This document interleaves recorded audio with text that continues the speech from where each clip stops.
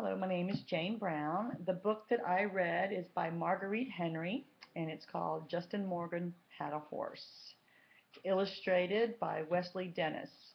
This book is about a schoolmaster and a singing teacher and a young boy named Joel that walked 100 miles to collect a debt that was owed to the schoolmaster. And when he got to where he was going, he was exhausted, worn out, and then became very disappointed when the friend of his told him that he had no money, that they had had terrible luck with their cows and their crops, and they couldn't pay him.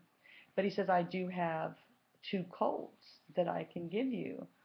One's not worth much, but the other one you can use. And the schoolmaster says, I can't even afford to feed myself. Like, there's no way I can feed a horse too.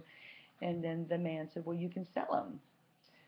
So the schoolmaster, Justin Morgan, had made up his mind that he wasn't going to take the colts because there would be more problems than they're worth. But they spent the night, and over the night, um, he decided to go ahead and take Ebenezer, which was the colt that was a fine-looking young colt. The other one, Joel, became very close to his name. He had a strange name. His name was Bud, and Bub was his ears were too short and pointy, his legs were too short for his body, but there was something special about him and Joel. They had a connection that was amazing, and but the schoolman, no, no, no, you can't have them. We can't. We got to walk another 100 miles back home, and how are we going to take care of these colts? But finally, he gave in and let Joel keep the colt until they got, well, it wasn't Joel's colt. It was Justin Morgan's colt, but Joel took care of them. So they started their journey back to Vermont, and after about 15 days, it took 30 days. This is all set in the time of the end of the 1700s, and at the end of the 15 days, you can imagine they slept and heard all kinds of noises in the jungle, but Joel felt very safe with his colt. His colt was very smart and could hear things, and he was warm and he was comforting. With about halfway home, they stopped at Justin Morgan, the schoolmaster's sister's house, and spent the night. And Joel was so excited that he was going to actually sleep in a bed, and come to find out the bed that he slept in, he had to sleep in the shape of an S because the bed was so short. He didn't sleep well. But they got fed and was taken care of and started on their journey um, back to Vermont. And they went through certain things, as they went. But Joel took care of Bub and just fell more and more in love with him. Well, when they got back to Vermont, the um, the schoolmaster kept Ebenezer and the colt, but decided he had someone come up that wanted to rent the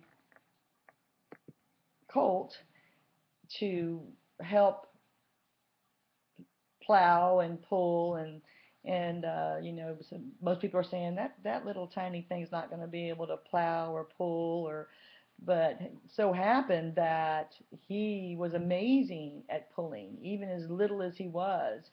So he was getting his fields plowed and taken care of very quickly, and came in town and was bragging about Bub and how strong he was. Well, they started having contests with horses, and nobody could pull these big logs, and this little horse could do it, and it was just amazing. I mean, he could pull them, all the way to where the sawmill was, and he was fast.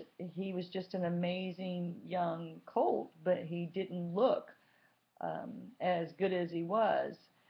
So this man kept him for quite a while, working on his farm, and I read the whole book, so I'm only going to do half because I'll tell you the next half next week. But the colt ends up being an amazing runner, and they start having, of course, nobody bids on him because of the way he looks. But come to find out, he beats all the other horses and just gets a great reputation. And finally, the rent that he was doing with the gentleman that he was plowing the farm for was up. So I will tell you the rest of the book next week. It has a great historical ending and a very exciting ending.